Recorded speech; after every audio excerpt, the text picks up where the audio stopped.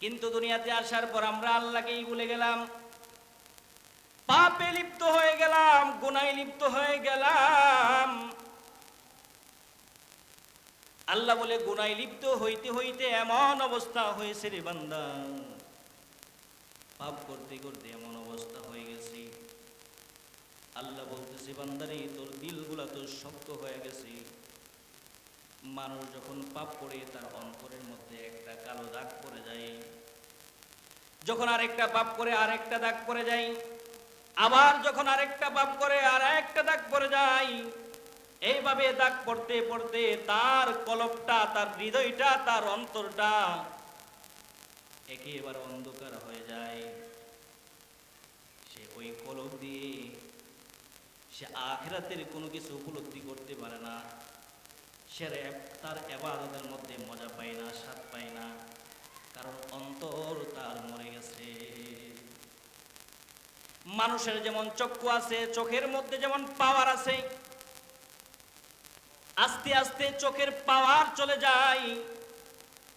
যেই চোখে তার পাওয়ার ছিল, সুদূর প্রসারিত জায়গা সে দেখতো, এখন সেই চোখে সে দেখতে পারে না, চোখের মধ্যে ছানি পড়ে গেছে, যার কারণে সেই চোখ দিয়ে এখন কাছের বস্তু দেখতে পায় না।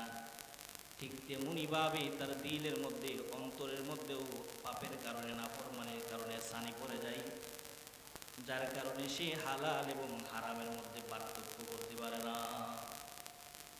কোনটা হালাল সেইটাও পার্থক্য করতে পারে না, কোনটা হারাম সেইটাও পার্থক্য করতে পারে না। হালাল এবং হারাম দুটোটাকেই এক মনে করে।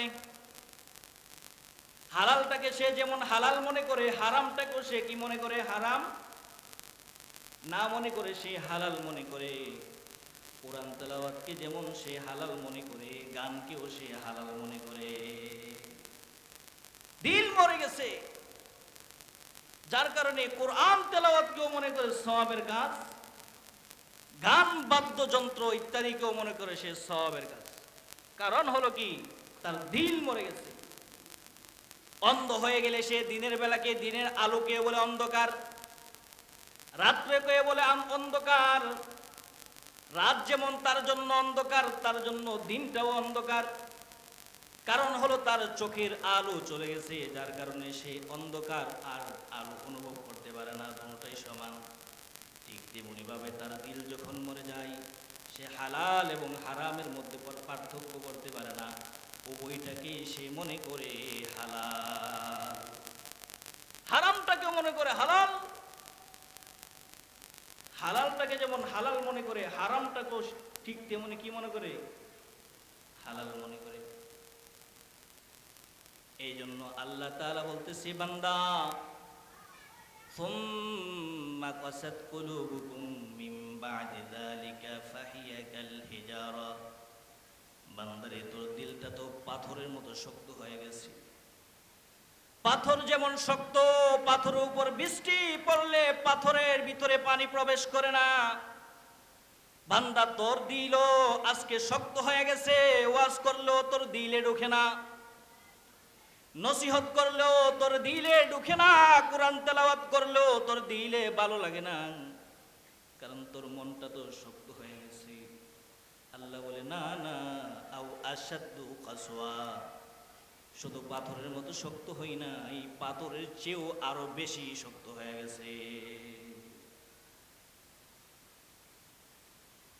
কেমন করে পাথরের চেয়ে বেশি শক্ত হয়ে গেছে? আল্লাহ বলতেছেন, وَإِنَّ مِنَ الْحِجَارَةِ لَمَا يَتَفَجَّرُ مِنْهُ الْأَنْهَارُ। তাকিয়ে দেখো পাথরের দিকে, কিছু পাথর আছে এমন পাথর, যেই পাথরগুলা থেকে নহর প্রবাহিত হয়, নহর প্রবাহিত হয়ে সেইগুলা থেকে পানি বের হইতে থাকে। وَإِنَّ مِنْهَا لَمَا يَشَّقَّقُ فَيَخْرُجُ مِنْهُ الْمَاءُ। আরো কিছু পাথর আছে, যেই পাথরগুলা এমন পাথর, যেই পাথরগুলা আমি আল্লাহর ভয়ে, আখিরাতের ভয়ে, জাহান্নামের ভয়ে, আমি রবের ভয়ে বিদীর্ণ হয়ে যাই, ফেটে যাই, চৌচির হয়ে যাই। ফায়াখরুজু মিনহুল মা, আর জাহান্নামের ভয়ে সে কান্না করতে থাকে, কান্না করার কারণে সেই পাথর থেকে পানি বের হইতে থাকে। ওয়া ইন্না মিনহা লামা ইয়াহবিতু মিন খাশিয়াতিল্লাহ, আরে আরো কিছু পাথর আছে এমন যেই পাথরগুলা আমি রবের ভয়ে, আমি মালিকের ভয়ে, আমি আল্লাহর ভয়ে ছিটকে পড়ে যাই। ওয়ামাল্লাহু বিগাফিলিন আম্মা তা'মালুন। আল্লাহ বলে, বান্দা নাফরমানি করবি কেমনে? আমি আল্লাহ তো সব জানি, সব দেখি, সব বুঝি। পাথর কাঁদে, তুই কাঁদস না। পাথরের দিল নরম হয়, তোর দিল নরম হয় না। পাথর আমার বয়ে, জাহান্নামের বয়ে কাঁদলো, তুই কাঁদলি না রে বান্দা। ওই দিন আমাদের চোখ থেকে, আখিরাতের বয়ে আমাদের চোখ থেকে কই দিন পানি আসছে। নবী করিম সাল্লাল্লাহু আলাইহি ওয়াসাল্লাম বলেছেন, কোন ব্যক্তি যদি আখিরাতের বয়ে, কবরের বয়ে, হাসরের বয়ে, আল্লাহর বয়ে একটু কান্না করে, আর সেই কান্না করতে গিয়ে যদি তার চোখ দিয়ে মাত্র একটি মশার পাখা পরিমাণ যদি তার চোখ দিয়ে পানি বের হয়ে যায়, আল্লাহ তাআলা, আল্লাহর রাসূল বলে, তার জন্য ওই পানিটা জাহান্নামের আগুন হারাম করে দেবে।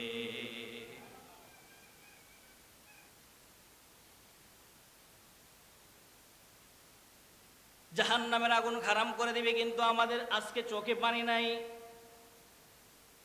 আজকে আমাদের চোখ থেকে পানি শুকিয়ে গেছে। মানুষ যখন দুনিয়া থেকে বিদায় হয়ে যায় তখন আমরা কান্না করি, আমার জন্য কান্না করি না। সেই বিদায় হয়ে যাওয়ার সময় কান্নার দরকার ছিল আমার নিজের জন্য কান্না করা। কারণ সে তো আজকে চলে গেছে হালি হাতে, তার হাতে কোনো কিছু নাই।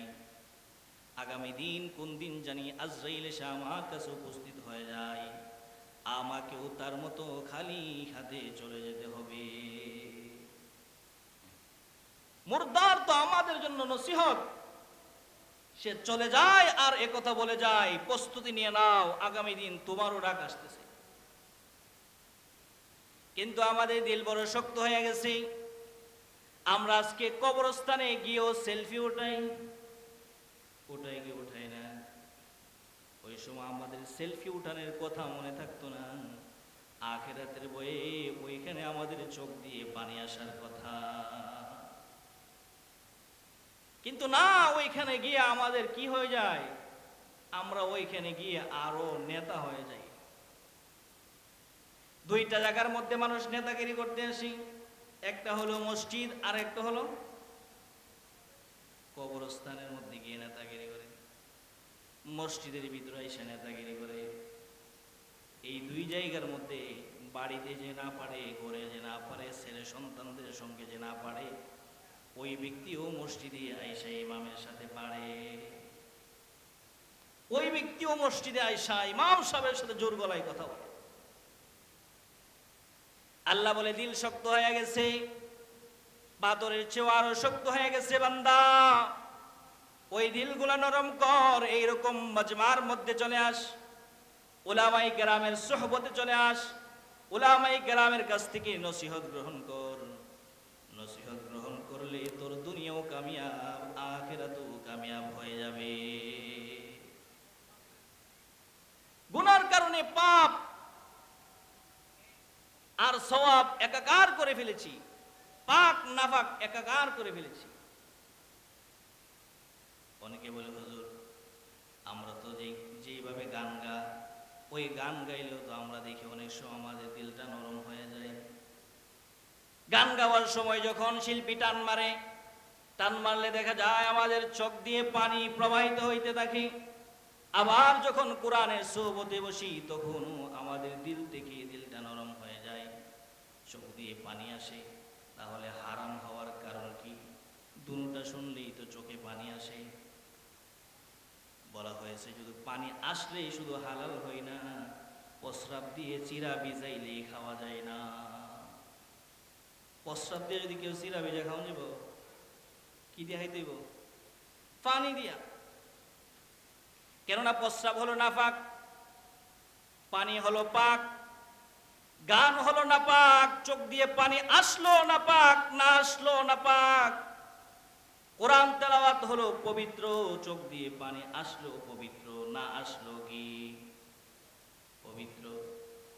এই জন্য আজকে দেখবেন মাহফিলগুলোর মধ্যে গানে এমন ভাবে গান, আজকে মাহফিলগুলোর মধ্যে গান চলে। কিছুদিন আগে শুনতেছি এক ব্যক্তি কইতেছে, আমি চাই না বেহেশত, আমি চাই না জাহান্নাম, আমি চাই না বেহেশত, ভয় পাই না জাহান্নাম, আমার কপালে লিখে দিও দয়াল নবীর নাম। নবীর সুন্নত নামাই না, নবীর জন্য ভালোবাসা দেখাইলে কোনো কাজে আসবে না। এজন্য আমি বলি, তুমি যতই গাও গান আর যতই মারো টান, আখেরাতে বলবে নবী সুহকান সুহকান। তুমি যতই গাও গান আর যতই মারো টান, আখেরাতে বলবে নবী সুহকান সুহকান। নবীর সুন্নত না মেনে যদি নবীকে ভালোবাসা দেখাইতে চাই, আখেরাতে নবী বলবে সুহকান সুহকান, দূর হয়ে যা বেদাতি, দূর হয়ে যা, আমার সুন্নত নামাই না, আমাকে ভালোবাসা দেখাইতে আসছিস, আজকে তোদের সঙ্গে আমার সম্পর্ক নাই।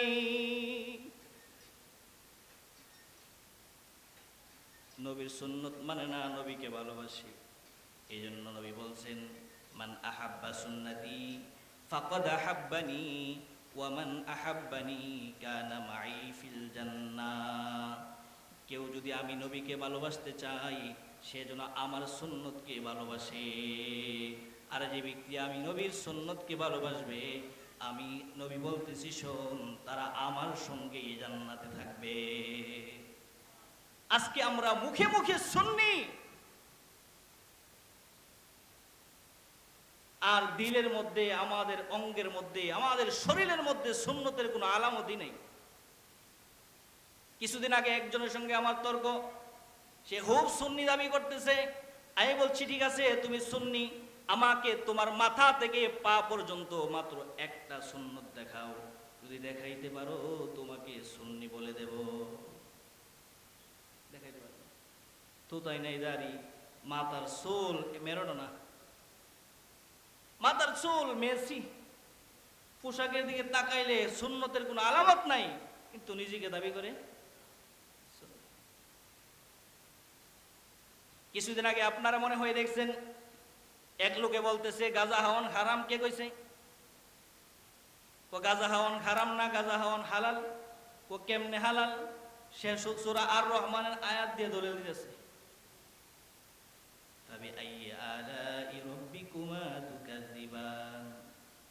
আল্লাহর কোন নিয়ামতকে তুমি অস্বীকার করবা? সুতরাং গাঁজাও একটা নিয়ামত। গাঁজা কি নিয়ামত না কিয়ামত? কিয়ামত।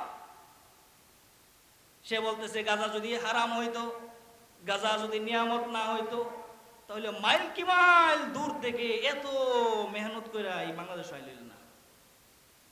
তো এটাও একটা নিয়ামত, এই কারণে আল্লাহ এখানে পাঠায়। বলে কেমনে নিয়ামত? আল্লাহ তো এটা বানাইছে, নিয়ামত না হইলে কি আল্লাহ বানাইছে? এখন আমি বলবো ঠিক আছে, গাঁজা যদি আল্লাহ বানানোর দ্বারা নিয়ামত হয়, কুকুরগুলা আল্লাহ বানাইছে না অন্য কেউ বানাইছে? আমার মনে হয় কুকুর এতগুলা বাচ্চা জন্ম দেয়, কুকুরের বাচ্চা আমরা বিশ্রায়া পাই না, তারা মনে হয় নিয়ামত মনে কইরা কুকুরের বাচ্চাগুলো মনে খায়া ফেলে। যে ব্যক্তি মনে করে গাঁজা নিয়ামত হওয়ার কারণে হাওয়া হালাল, তাহলে কুকুর কে বানাইছে?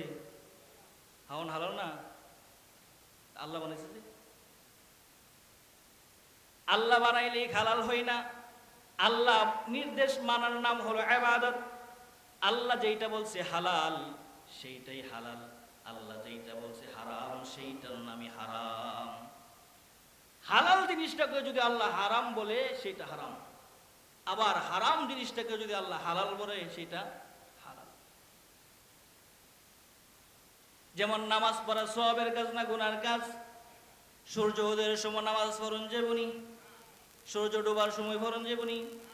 যেই কাজটা হালাল ওই কাজটাই আল্লাহ তাআলার নির্দেশ না থাকার কারণে হারাম। সওয়াবের কাজটাই আল্লাহর নির্দেশ না থাকার কারণে। আমরা রমজান মাসে রোজা রাখিনি, সওয়াব না গুনাহ? ঈদের দিন কেটা কেটা রাখেন, কেন রাখি না? সেইখানে আল্লাহর নির্দেশ নাই। রোজা রাখা সওয়াবের কাজ, কিন্তু ঈদের দিন সওয়াব হয় না, কারণ এখানে নির্দেশ নাই, হারাম ওই দিন রোজা রাখা। এজন্য আল্লাহ বানায় নেই কি হয় না হালাল।